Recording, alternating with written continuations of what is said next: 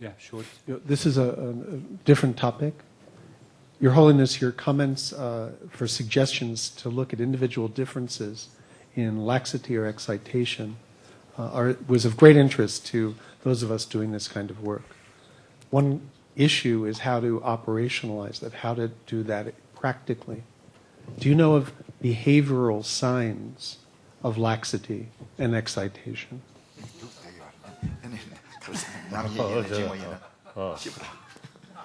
So it's almost saying that unless you go to know someone.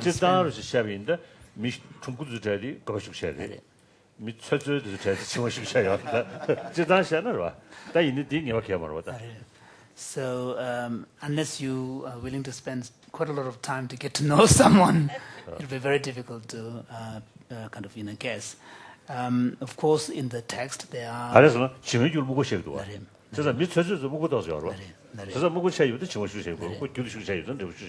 So, but there are, for example, related to this whole question of how do you infer the different mental states of a being and qualities of a being. In the Buddhist text, there are kind of proofs, behavioral proofs, signs that are indicated. For example, some of them are referred to as the irreversible signs and so on. But in the case of laxity and excitation, generally, the understanding is that people who are kind of fast thinking, very sharp, they are more prone to excitation. And people who are kind of a little bit slower and duller tend to be more prone to mental laxity. And the reason for that is because mental laxity is understood to be a product of mukpa, like torpor? Dullness, mental dullness. So and those who are kind of slower and duller are thought to be more prone to mental laxity. But that's the general understanding, but that doesn't apply.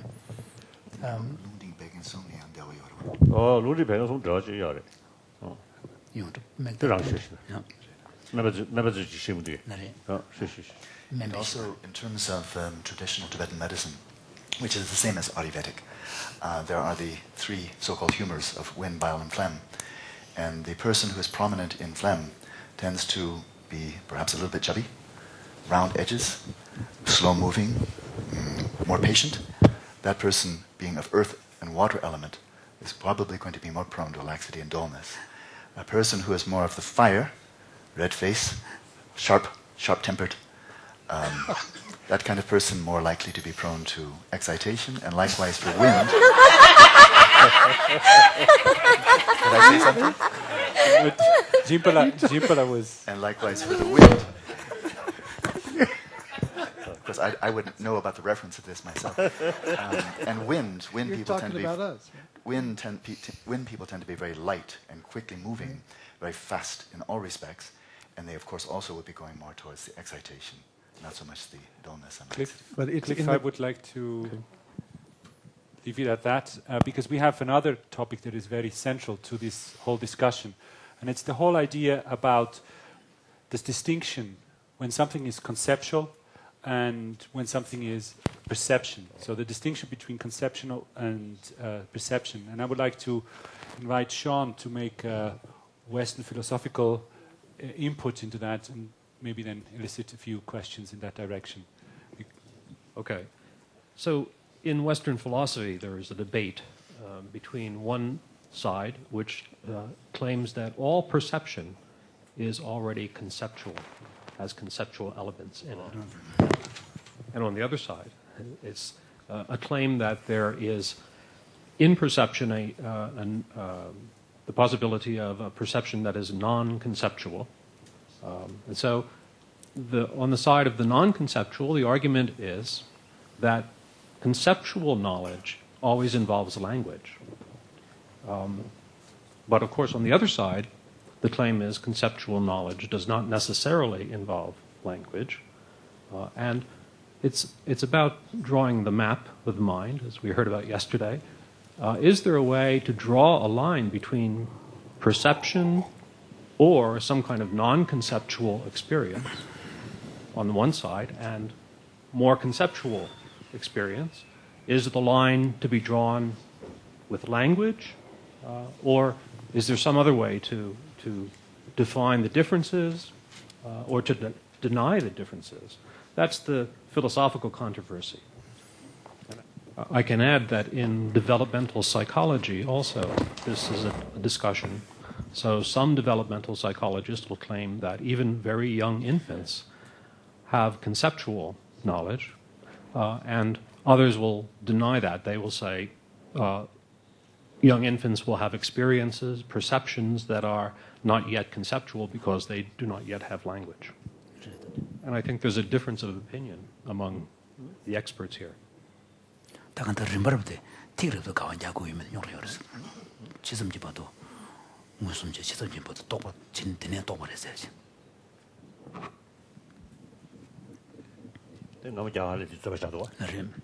Even in ancient India, among the philosophers, between the Buddhist and the non-Buddhist, and among the non-Buddhist, there's been a lot of debate on whether the sensory perceptions are through and through conceptual or not.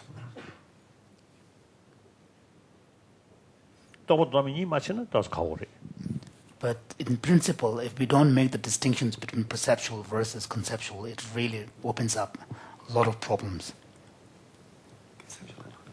나는 냠냠 통도 유주정신 만지비체니 그걸 다다 통되는지 누가 개발사 통해 소식 누가 돼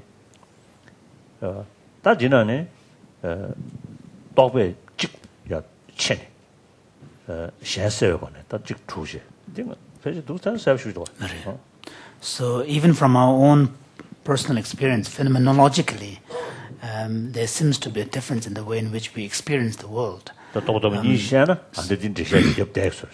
So, for example, there could be a very, kind of primary experience of a given object where there is no conflation of time and space. What is given is perceived. And then when you are at the level of... eye consciousness, I can see it from here up to from here. But the mind cannot, the conceptual thought cannot kind of ascertain, all the facts that are within that field, whereas the visual perception is able to really attend to all of these. So, and also at that level of experience, no evaluative judgments are made of whether good or bad or any of that. So then this is followed by a conceptual thought processes, which then selects out of these field of whatever's within the field of experience. It selects whatever it chooses to, and then starts labeling and also attributing qualities of desirability or undesirability, good or bad, and so on. So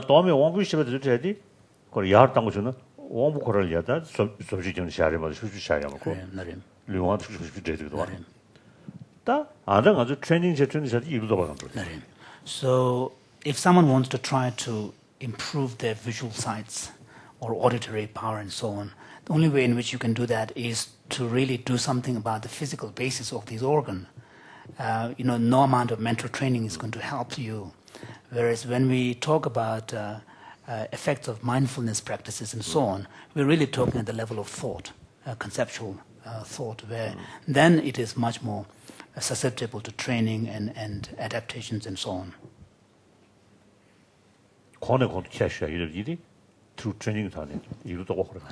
So where there are scope for improvement and perfections and so on, through meditation, this is really at the level of conceptual thought. Emotions So many of the emotions will also, when we talk about emotions, it will belong in that category of mental consciousness or mental cognition.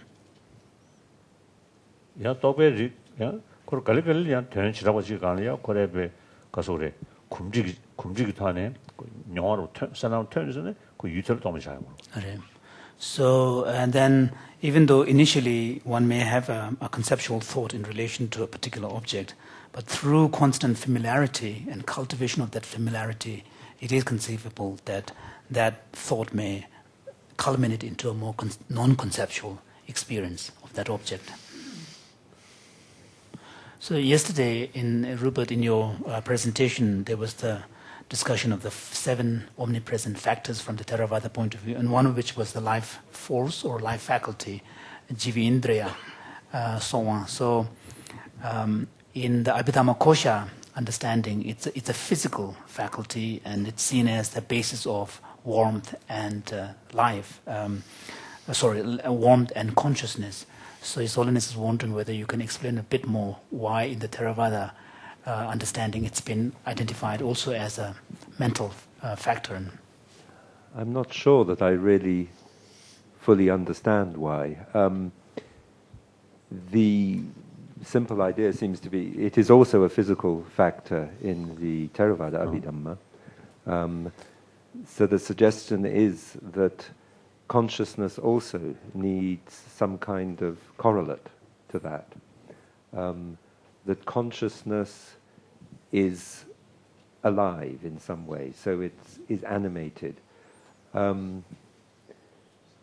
Part of the idea is that maybe the Jivatindriya is compared to the faculty of life at a conscious level is compared to a kind of water that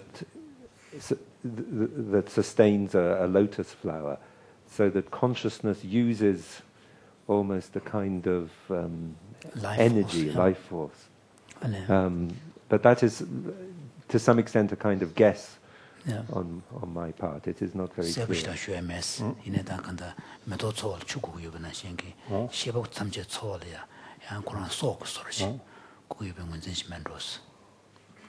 His Holiness is wondering whether there is some connection between, for example, in the Abhidhamma, there is a whole list of indriyas, faculties. And in fact, the 6th mental consciousness is thought to be also a faculty, a mental faculty. So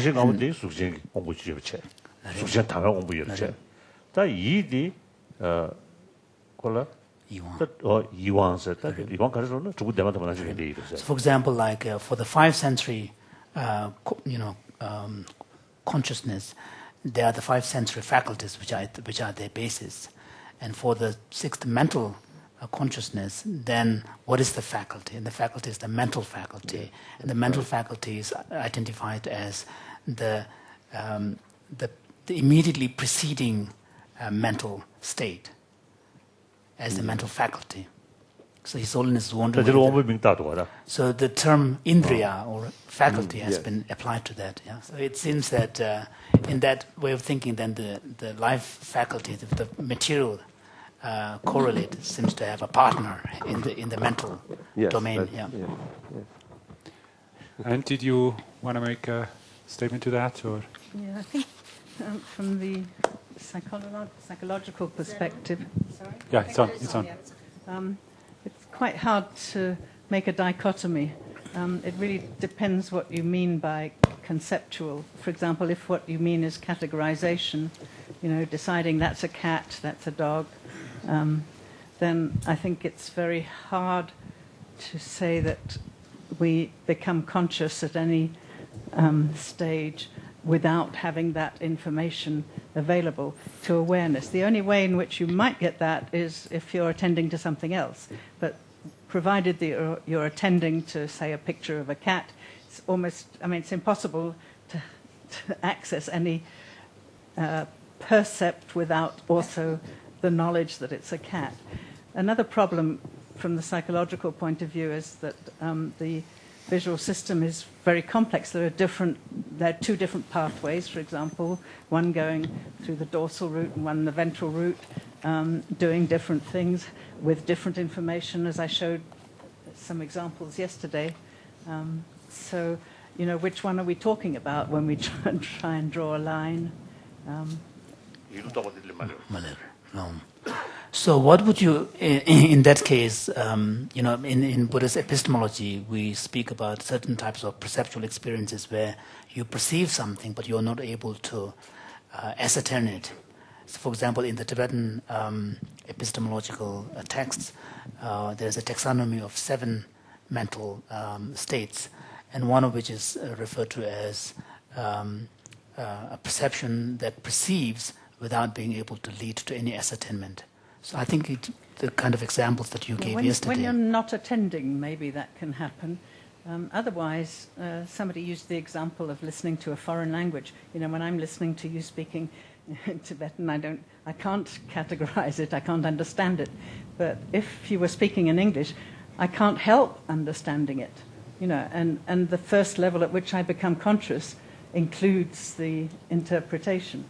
If I'm listening to somebody else, if Mathieu were talking to me, then it would become, the English would become like Tibetan. I probably wouldn't consciously understand it, although my brain might distinguish that it was English rather than Tibetan.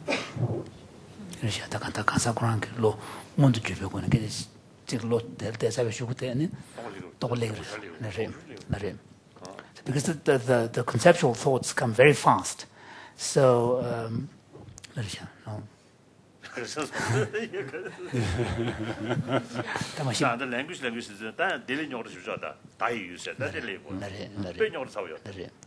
So this opens up this whole question of how do we recognize category, how do we categorize. Again, this has been a major object of inquiry in the classical Indian philosophy. In fact, how do we recognize when we give a label to something, and how do we recognize that's the same label is applied to this particular animal or object which belongs to the same category. Some philosophers have been forced to therefore postulate something called some kind of universal that is independent of the particulars, that all the kind of universals, it's generic idea or universal that all the particulars participate in and somehow, instantiate this. And this is what this permeates all the particulars. So therefore, whenever you see a particular that is different, you are able to immediately identify it, recognize it as being the same. So this has been a major area of inquiry. It's also a big problem in psychology. Thank you very much, Your Holiness, and we see you tomorrow again.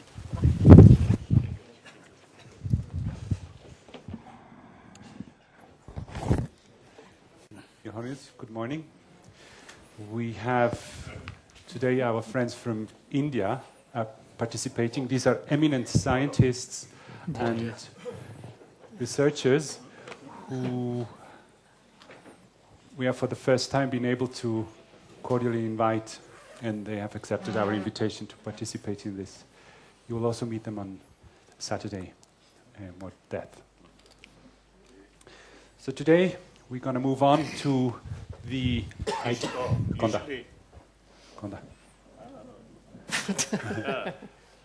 Usually I describe myself as a messenger of ancient Indian thought. So now my real master, these are my real master.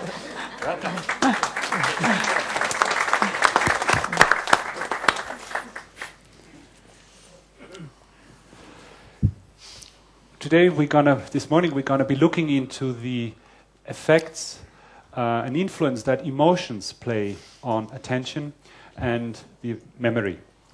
And we are very honored that Professor Elizabeth Phelps is coming from the University of New York.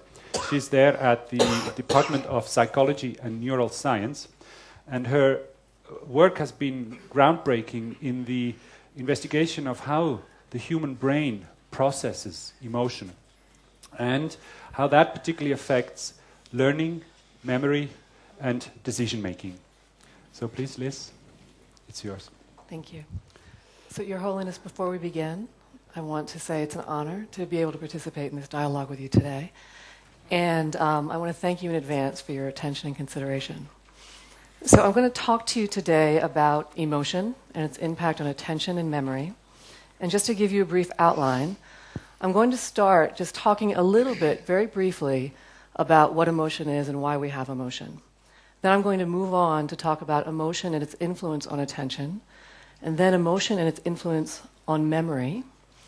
And at the very end, I'll talk a little bit about how our thoughts can influence our emotions and how this might relate back to memory and attention. So I've heard a lot in this meeting so far about the destructive nature of emotion. But emotion also has some very important functions that are necessary for human survival. So in this picture here, as you can see, the fear this woman feels will motivate her to take actions to protect herself. And here's an example of a young mother looking at her infant, and the joy and love that she feels may inspire her to care for this child when it's difficult. So emotion is a signal. It tells us what's potentially relevant or important, and this can help motivate us to take appropriate actions. And because emotion is so important in how we function in the world, it should, by definition, influence our attention, memory, and our thoughts. If we look at the brain, it seems to be designed to do just this. So I'm going to talk today quite a bit about this region right here in red. It's called the amygdala. And this slide here shows a diagram of connections throughout the brain. And what this part here looks like is somewhat like, I come from the island of Manhattan in New York. This looks a little bit like Grand Central Station, which is our main train station. The amygdala is widely connected to a number of regions throughout the brain. And in a way, this allows the amygdala, when something emotional comes along, it allows the amygdala to influence the rest of the brain, to change our thoughts, our attention, and our memory. I'm going to talk today about how the amygdala does just that.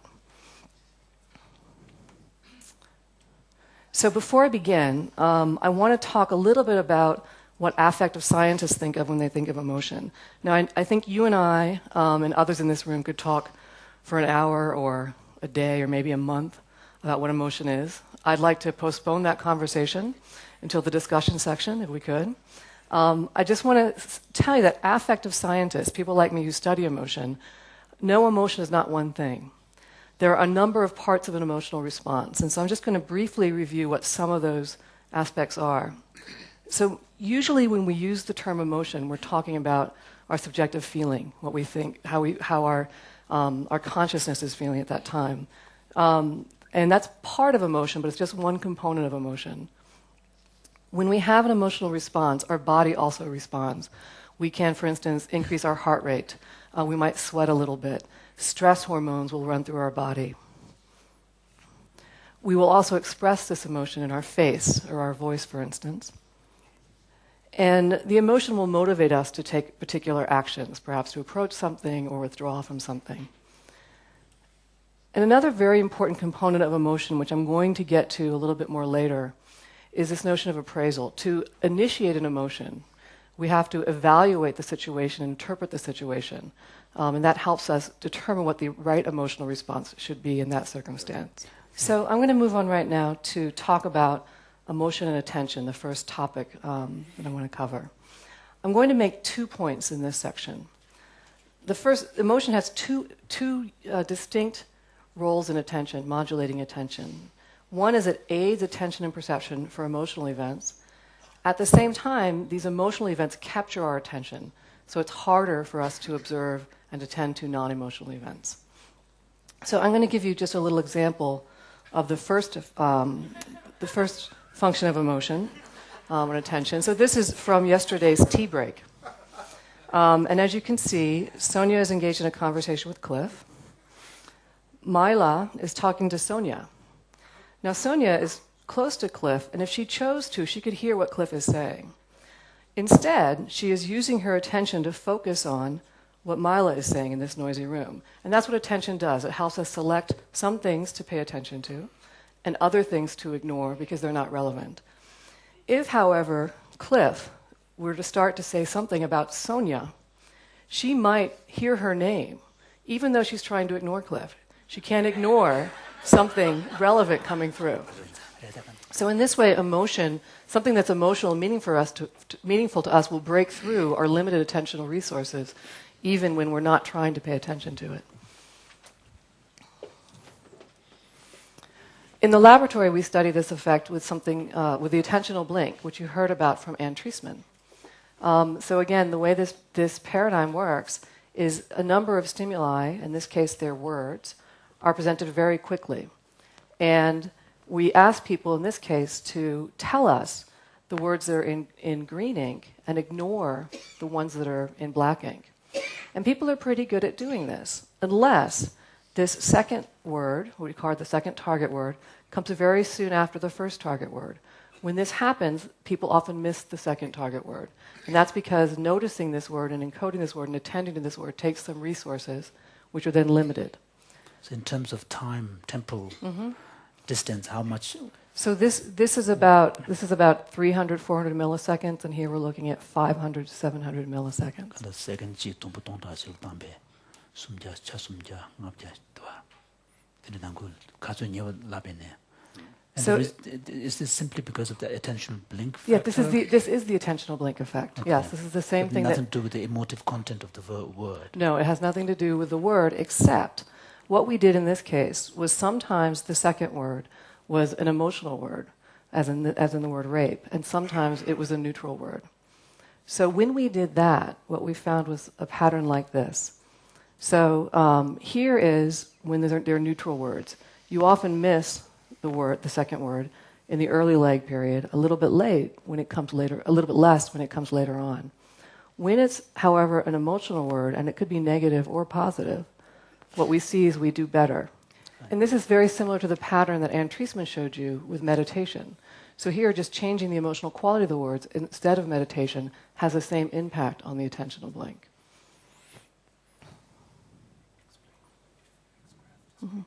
Okay. This is with patients with damage to the amygdala, that brain region that I showed you earlier in red. What you see is here, this is the percent of times they reported the second target word. There was no difference if the word was neutral or emotional. They failed to show this enhanced response in the intentional blink effect with damage to the amygdala. So this tells us the amygdala mediates this facilitation of attention with emotion. And when we think about how this happens, we know something about the amygdala's connectivity with the rest of the brain. So the amygdala, this region back here, is the visual cortex. And the amygdala gets information from the visual cortex very quickly and early on in sensory processing. It then feeds information back to the visual cortex. It's telling the visual cortex if something is emotionally significant. So if you show somebody faces with a fear expression, you will see enhanced amygdala activation. You will also see enhanced activation in early regions of the visual cortex. And if you damage the amygdala, you fail to see more amygdala activation in the visual cortex. What's interesting about this is this response we see that depends on the amygdala in the visual cortex for emotional faces occurs even in these regions in the very back that we know are necessary for simple perceptual functions. So I'm now going to demonstrate for you a simple perceptual function called contrast. I'm going to show you a little circle, and there are going to be some lines in the circle, and they're going to be tilted to the right or the left. And I would like to know if they're tilted to the right or the left.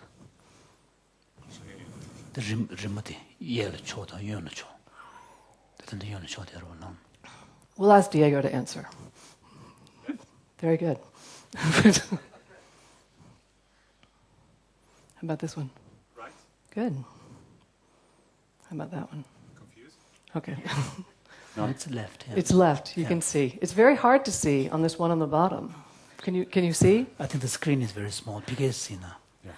Well, I tried to make it hard, so don't feel bad if you can't see. The point I wanted to make with this, these patches vary in what we call contrast, which is the differentiation between the light and the dark shades. And contrast is a perceptual function that happens very early in visual processing. You need contrast to even detect lines. And we wanted to see...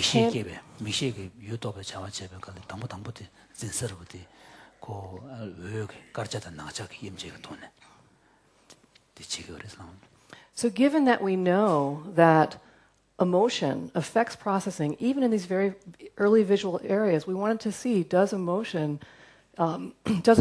influence our ability to pick up on very subtle perceptual cues like contrast? So we did an experiment, something like this. Participants looked at a cross in the screen, then they were flashed a face, and then a patch like this, and they had to tell us, are the lines tilted to the right or to the left? And we varied across trials both the emotional qualities of the face. It was either a face that had a fear expression or a face with a neutral expression, and the amount of contrast in the patches that we showed. And we determined by doing this over a number of trials how much contrast the participants needed to be able to detect the orientation of the lines when it was preceded by a fearful face or a neutral face. No. And what we found was something like this. When one of these patches was preceded by a fearful face, you needed much less contrast to be able to detect the orientations of the line than when it was preceded by a neutral face. So this tells us that perhaps the reason emotion aids attention, it's easier for us to pick up on emotional events when our attentional resources are limited, is because it's actually easier to perceive events that are in the context of emotional situations. Yeah. All right, so emotion aids attention and perception for emotional events. We think because the amygdala influences sensory brain regions to ease the processing of these events. I now want to move on to the second effect of emotion on attention, which is that emotion captures our attention, making it harder now to process events that are not emotional. I'm going to start again giving you an example. So I don't know if this has ever happened to you, but this has happened to me.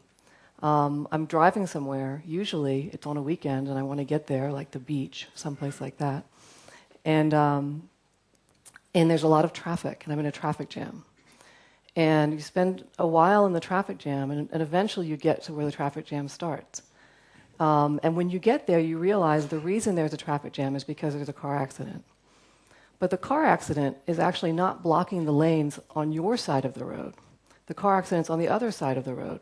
But the reason why your side of the road is slow is because everyone's stopping to look or slowing down to look at the car accident. So, of course, when this happens, you get annoyed at everybody ahead of you who was slowing down to look at the car accident. But then, of course, you slow down as well to look at the car accident. This is an example of emotion capturing attention. In the laboratory, we will use paradigms like this to look at the effect of emotion capturing attention. You're going to see a dot on either side of the cross. And the task here is simply to press a button as quickly as possible on the same side that the dot appears. Immediately before seeing the dot, however, I present faces like that. So in this case, the dot came on the same side as a fearful face. In this case, the dot came on the same side as a neutral face. We'll also see a similar effect if I have faces of babies versus faces of adults. And in this case, the dot came on the opposite side of the face of the baby. And what we see in this case is that when we have an emotional face, people press the button much faster when the dot appears behind the emotional face than when it appears behind the neutral face. And the reason this seems to happen is because the emotional face, even though they aren't told to look at the faces at all, captures your attention. And it becomes harder now to look away at the dot on the other side.